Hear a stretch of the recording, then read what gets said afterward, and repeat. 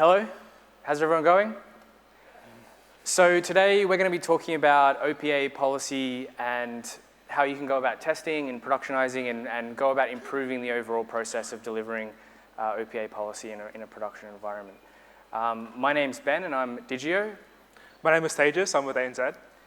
Okay, so let's kind of just do a quick overview here of how many people have heard of OPA. There was a precursor session today, but can I just get a show of hands, how many people are using OPA just in a basic form? Okay, and how many people are using that in production? So a little bit more serious. Cool. So hopefully out of this, we kind of get to get a bit of a feel for some of the things that we've kind of thought about and some of the measures we've taken to improve the kind of productionization aspects. So if I give it just a really quick overview, because there was a precursor session, I guess it's not worth necessarily going deep onto this, but just the main aspects of OPA, if we just break it down to what it's doing, it's just effectively a core policy engine. And in the context of Kubernetes, we're effectively just hooking it up with the extension APIs in Kubernetes for admission control. And so in the scenarios we're going to be describing here, we're using that to effectively just put some guardrails in place for controlling what resources are coming into our cluster and potentially doing things like mutation to add extra information onto the resources we create. So I'm going to hand it to Tejas, who's going to walk through some of the user stories that we have. Awesome. So one of the major use cases of OPA is to provide some dev guardrails. Often in companies, we have a high feature cadence. Let developers prototype and have their own sandpit cluster, which they can administer. So in such scenarios, we can then deploy OPA in order to provide some guardrails or some restraints in the clusters. So one of the major examples that come into mind when we talk about dev guardrails is the use of external versus internal load balancers. So different cloud providers have different annotations that you add to services in order to specify whether it's an internal or an external load balancer. Now, it's oftentimes we forget to add these annotations, so we can instead use OPA to police this and ensure that all these services with these annotations are actually deployed into the cluster. Now, security is another major aspect which OPA can be very applicable in. One of the major use cases of this would be to actually isolate sensitive workloads into different node pools. Essentially, we can have the functionality of having any workloads that are deployed in namespace A be deployed to a specific node pool. Now, this might be because of compliance requirements, or if you have specific compliance or sensitive workloads, you want to make sure that that is separated from your other workloads. We can use OPA's pod affinity policies and then mutate them into the pods depending on which namespace they're going to. Now, less used, but then another use case would be in administrative purposes. Often, enterprises need to inject metadata information such as which team owns this or which billing account is this deployment associated with. And so all this administrative metadata is required to deploy into a cluster at times. Now, for a developer, it can often be cumbersome in order to have to do that every single time they prototype or deploy something into the cluster. So we can instead offload this capability into the platform team. They can develop a policy which automatically mutates these additional enriched metadata information into your deployments, depending on the namespace or the label that you give on our OPA policy. Now back to Ben. Okay, so now if we actually touch on some of the production requirements we had going into the overall aspects of deploying OPA. So in a large kind of enterprise context, these are some of the requirements that we were looking at primarily. So as part of the overall development process of the underlying OPA policy, some of the focuses we had was effectively simplifying and making it easier to extend and continuously develop OPA policy as like a code base might grow, and as well as wanting to be able to improve the maintenance and reviewability of the policy that would be overall developed. And so that really manifested itself as effectively a common library that effectively had all of the core functions that a lot of other people would use quite actively. And this was very helpful in being able to effectively establish standards on how someone can go about developing higher order functions which meet specific bespoke OPA actions. So for example, you might be wanting to mutate, you might be wanting to do admission validation, and so you could have a reference to a common library function that would then give you most of that capability out of the box. And so if we take a look at what this would look like, is you effectively have just a common package where you would define all of your common functions, and then those would be referenceable in your higher order functions, which are actually implementing your specific capability. And so you can see in this scenario here, we have some mutation, so mutation of a label, and so we're using as just a basic function here to just check to see if it has a label. And so this is an example of how we can go about simplifying the readability as well. So now that we can reference a kind of a core library function, we now have the ability of referencing that and using it and reducing the overall code that would go into a specific function, higher order function. Another scenario we looked at was effectively trying to be admission controller agnostic. And so what we mean by that is effectively that there's different solutions you can use to overall implement OPA inside of a Kubernetes environment, where you can use, for example, just the raw OPA server itself in combination with Kube Manager to then go about just effectively applying config maps and then having that OPA policy, the rego policy, directly go into the Kubernetes environment. Now, an alternative to that is to use Gatekeeper, where you have a different controller that will consume CRDs and go about achieving a similar function, where, for example, that might try and reduce the cognitive complexity in delivering OPA into a given environment where you have a nicer way of representing it using Gatekeeper. And so what we wanted to do is effectively generalize that or decouple it, where we use templating. So in our case, we're using Ginger 2 to go about building out all of our raw rego policy. And so this gave us the ability, once we were decoupled like this, to be able to support things like Gatekeeper and potentially even interchangeably support both at the same time as the community would evolve in how they go about applying OPA policy. So just to kind of show what we mean by templating, we've got this ability here to iterate over like higher level config values and generate all of the associated OPA policy that would then translate to. We wanted to have that high level abstraction, which is linked to that ability to template, which would then give a smaller surface area of how developers or how users would actually go about then defining and extending the OPA policy needed for their given environment. So if a developer needed to add some extra capability or reduce the number of controls or extend them on their specific namespace, we wanted them to do that not necessarily through raw rego policy, but through a higher level representation where we would be, as the platform team, responsible for that abstraction and managing then the extension when they did have new requirements. And so just to see what we mean by that as well, we have effectively a higher level YAML representation of that. And so in this case here, what we're trying to represent here is that for these resources, we want to mutate these specific labels. So we want to add labels to these associated resources. And so what we can see here is just, it's a bit simpler to reason about what our actual intent is. And so when it comes to kind of ramping up developers or trying to give this to the end user, it's a bit of an easier representation of the overall intent. And so now when it comes to doing reviews, when a PR is raised, you've got now an easier interface to have to review. And so that was a critical requirement in us being able to support this at scale, as more developers would be onboarded, more developers would be expected to potentially manage that OPA policy for their given environments. We wanted to also have a higher level of reliability on the overall functionality of the OPA policy being templated and applied to our environments. So as part of that templating that we're doing, we're also automatically generating all of the associated unit tests needed for each of those functions. And so this gave us the final result here where we had 100% test coverage, unit test coverage of all of the policies that we were actually applying to our environments. And so this again gave us the benefit of having more confidence in giving that to developers to be able to have the flexibility of managing those interfaces themselves. And so if we have a look at what a unit test effectively translates to in OPA, it's just another function that goes about doing a specific validation.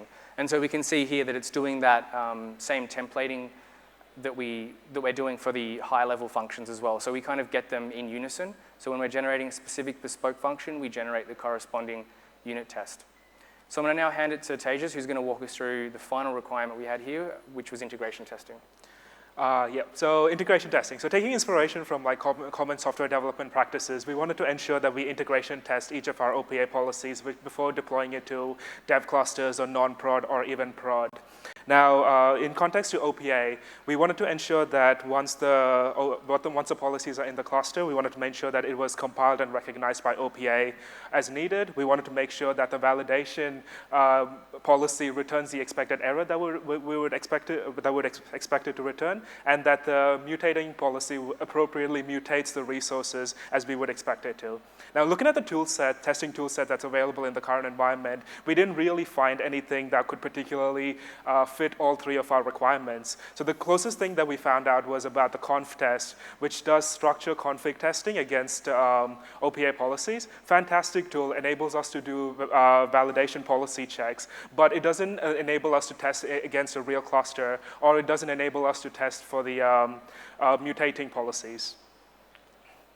So we came up with a small Golang CLI tool that enables us to interact and test with a real cluster. So it's essentially a library of assertion functions which enable you to prototype and develop Kubernetes components with a very test-driven approach.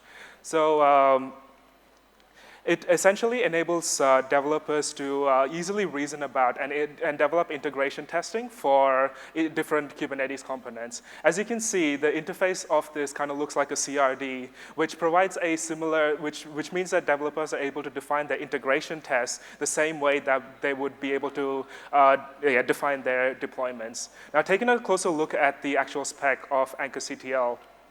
So similar to other testing frameworks, ANCHORCTL actually allows you to bootstrap your testing environment. It allows you to deploy the testing namespaces and any resources that you can then reference at a later test in order to ensure that it is working as expected. It has the functionality of looking up a resource from an existing cluster or being able to create a new resource. Now, these functionalities can then be used at later test stages in order to assert that it is functioning as you expect it to.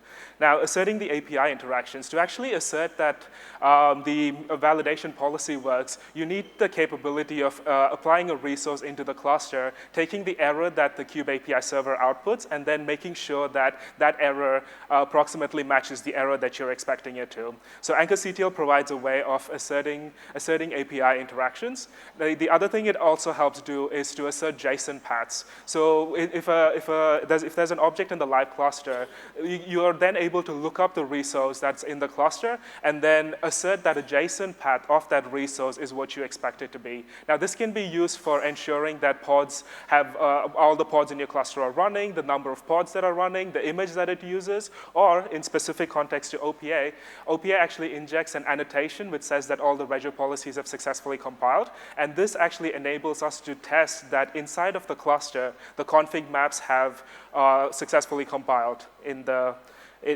for the policies. Now, the other, last but not least, after all your tests have run, it provides a teardown functionality, which then you can delete all the dangling resources that you have from your tests or delete a testing namespace that was created. Now, back to Ben for the demo. Okay, so we've kind of gone through quite a lot of material here. We've kind of walked through a number of steps that we've gone about implementing to improve the kind of productionization, the reliability that we have in our OPA deployments. And so we're going to actually kind of bring this all together with an actual demonstration where we're going to connect all the dots. But before we jump into that, just to give you some context of what we're going to be running through in this demonstration, we're going to kind of act as a developer. So we're going to simulate effectively a developer workflow where we're going to raise a pull request on a specific repository. And then what this is going to do is it's going to trigger a Tekton pipeline. Now, if you're not familiar with Tekton, Tekton is effectively an arbitrary pipeline engine solution that allows you to build pipelines like you would in GitHub Actions or other solutions where you can actually run everything inside of Kubernetes. And because we're at the Kubernetes forum, it's cool to actually be able to run everything inside of the same kind of environment. And so I've raised that pull request. What that's going to do is it's going to then create, that's going to trigger a webhook. The webhook's going to hit a Tekton trigger. And so once in the Tekton trigger will be responsible for then creating an associated pipeline run, where a pipeline run is then responsible for, it's effectively an instance of a pipeline, and then a pipeline will then be a representation of a number of steps. And so those steps allow you to then run specific actions or stages that you might want to construct.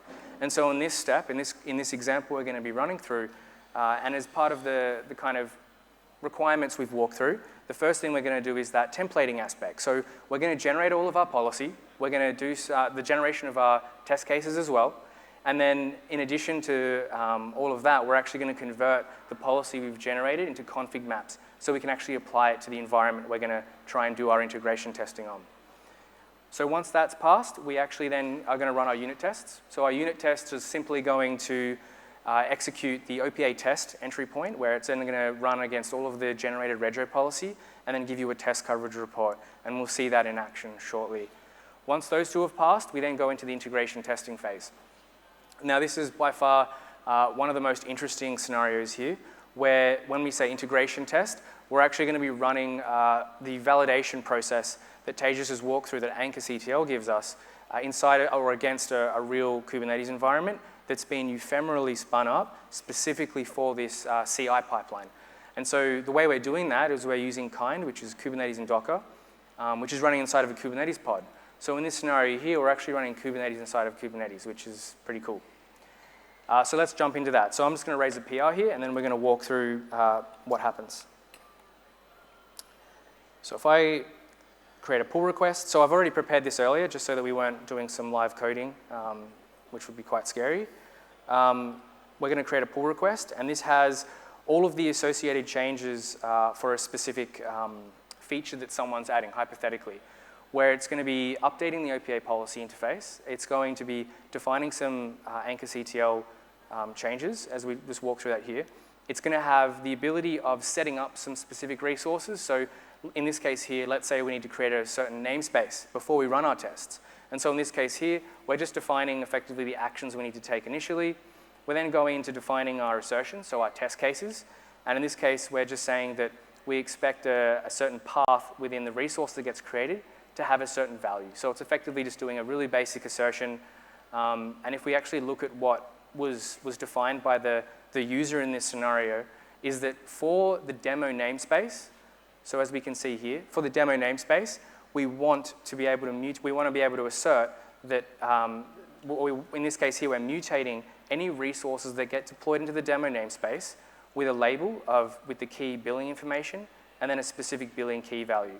And so what we want this to translate to is effectively all the resources in that namespace should now have a certain label on them.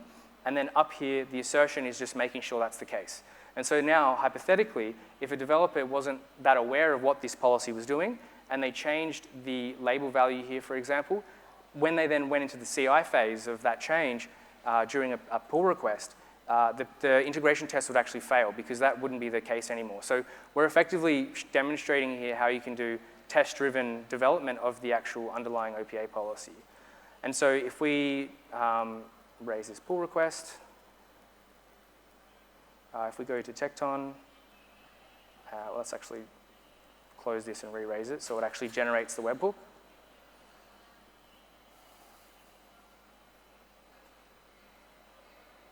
Let me just close this one.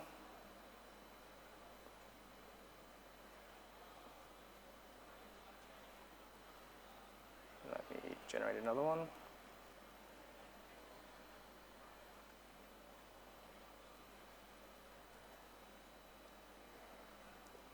Okay. So now in Tekton, let's just, because we did that so many times, it's just triggered a few. Let me just stop those. So we can see here that that webhook has triggered effectively the start of the Tekton pipeline run. And so if we jump into here and actually what's happening, if we just wait a moment, is we can see that the first step here is generating the OPA policy. And so we've defined effectively the necessary steps to go about generating those necessary policies. So if we actually look at the details here, is we've just got a make entry point here that's kicking off all of the necessary steps. And just as a by the way, we're going to have references to all of the necessary code we're running here so you can potentially follow this in your own pace and kind of get a feel for how all of this looks. So what's happening in Tekton is it's now running those steps. So we can see in the logs here, it's generated all of our OPA policy. And so once this step's complete, we're actually going to see the next step kick off, which is actually going to be the stage to actually generate or run our OPA policy test cases before then getting to the next step. And so if we have a look inside of GitHub here as well, in our GitHub Actions, we can see here the GitHub status API is being used to actually show us the stage in which those testing phases are running. So we can see the generation has been successful. So hypothetically, you could introduce a change which breaks that, and so you could fail quickly and give the feedback that that step failed. The next two steps that are still pending here are the unit tests and integration tests. So if we just see what OPA's Tekton's doing, so wait for this to load. I believe this is actually the Wi-Fi. Okay, so the unit tests have now run successfully, and we can see here that all those unit tests that were generated have now successfully run, and we can see that 53 out of 53 have successfully passed. So that's effectively demonstrating that we've got that 100% test coverage. We've got all of our unit tests passing. The next step is the actual spinning up of the kube cluster inside of a Kubernetes pod to then run our integration test against a real lifelike Kubernetes environment. So the first step we can see here is start cluster. And then what that's going to be doing is it's actually going to be starting the kube cluster as a kind cluster. And so if we take a look at the details here, it's just running the kind entry point here, kind create cluster. And now what that's going to be responsible for is actually starting up a complete Kubernetes environment for us to then run the subsequent steps. And so some of those subsequent steps that we can see here is going to be loading in the required OPA images. So those OPA images need to be loaded into kind so that then when you create the OPA deployment inside of the kind cluster, the images are there so that it can stand up your environment. And so we can see here it's just going about its way, spinning everything up. And so then once that's successful, the next step's going to kick off, which is going to be to deploy OPA. So if we just wait for this to start. So what's happening in this step here is we're effectively doing what you do in a real non-prod or production environment where you would deploy OPA, but this time we're actually targeting effectively that kind cluster, which is running inside of a Kubernetes. That's like nested Kubernetes. And so once that's successfully up and running, we're actually able to then deploy our OPA policy, and then we're going to go about doing the whole validation process that OPA policy is doing what we expect. So if we just wait a moment, and if we actually just go back and look at the GitHub status, we want to see these two steps also update. Okay, so we've deployed OPA. We can see that the policy has been applied. So these are those config maps being created in that nested Kubernetes cluster. And so we're now able to run effectively the final step, where we're going to run the ANCHORCTL test cases to go about doing that deeper integration testing to validate that functionality that we expect. So this isn't particularly active, but what you can see here is this is the test report that's produced as part of ANCHORCTL, where we can see that these specific use cases, these specific test cases have passed. So we can see here that we've done a JSON pass assertion, validating that the config maps that we applied to the cluster, those retro policies, meet the certain expectation that the status is okay. And as Tejas mentioned before, what that's doing is it's saying, OPA has successfully passed those config files, that retro. And so if you, for example, had invalid retro policy, this status would never appear. So that test case is passing at least. The next one here is to go about doing an assertion here that we successfully get the expected response, which is that we can't create an external load balancer. So that was another one of the use cases that we talked about. And then we also have an additional mutation assertion here, where we're just validating that the pod that we create as part of the test case has the correct labels associated with them, which finally then is the final test case we have, which is we want to validate that the mutation that's occurring within our OPA is doing what we expect. And then finally, we get the overall kind of report coverage here of which tests passed and which tests failed. And so that overall gives us the end-to-end pipeline of how we can actually go about implementing all of those steps. And if we have a look at the GitHub status, we can see all checks have passed. And so now that policy should be valid to effectively merge into master, where you then have the second phase kick off, which is the delivery. So you would deploy it into your given environment and potentially have some additional steps before promoting it to production. So that pretty much brings us to the end. Oops. Whoa. So thank you for having us. And finally, these are the references for all of the material we've referenced today. So we've got examples for all of those pipelines, and we also have a repo there for the underlying CLI tool, ANCHORCTL. Thank you.